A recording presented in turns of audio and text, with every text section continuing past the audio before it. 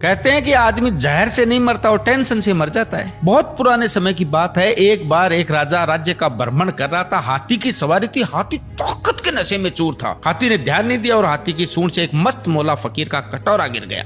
फकीर को बड़ा गुस्सा आया। उसने कहा, रुक मैं बताता हूँ, और हाथी का पूंछ पकड़ लिया।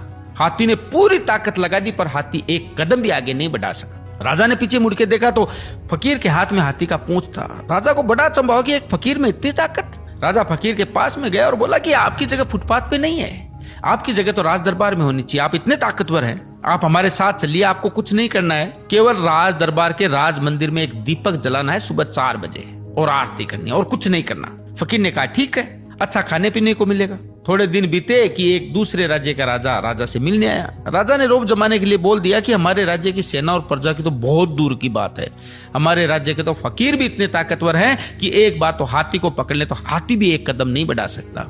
राजा ने कहा, भाई हमें तो दिखाओ तब माने। राजा ने कहा, ठीक है। राजा ने फकीर को बुलाया और कहा, बात का सवाल है, ध्यान रखना, आज अपनी ताकत दिखाओ। फकीर ने कहा, ठीक है, हाथी को बुलाओ। फकीर ने हाथी का पूंछ पकड़ा, मगर अब की बार पासा पलट चुका था। हाथी फकीर को घसीटते हुए ले गया। राजा को बड़ा अचंभा हुआ और फकीर से बोला कि जब फुटपाथ पे रहते थे, रूखा सूखा खाते थे, तब भी तुम्हें इतनी ताकत थी। अब तो तुम राज दरबार में रहते हो, 56 प्रकार के भोजन करते हो, फिर ताकत कहाँ गई? फकीर जोर से हंसा और बोला, ताकत को टेंशन खा गई। पहले मेरे कोई टेंशन नहीं थी, कब उठना है, कब जागना है, कब सोना है। अब रात को सोता हूँ तो टेंशन लेके सोता हूँ कि सुबह 4 बजे उठना है, दीपक जलाना है, आरती करनी है। टेंशन मेरी ताकत को खा गई।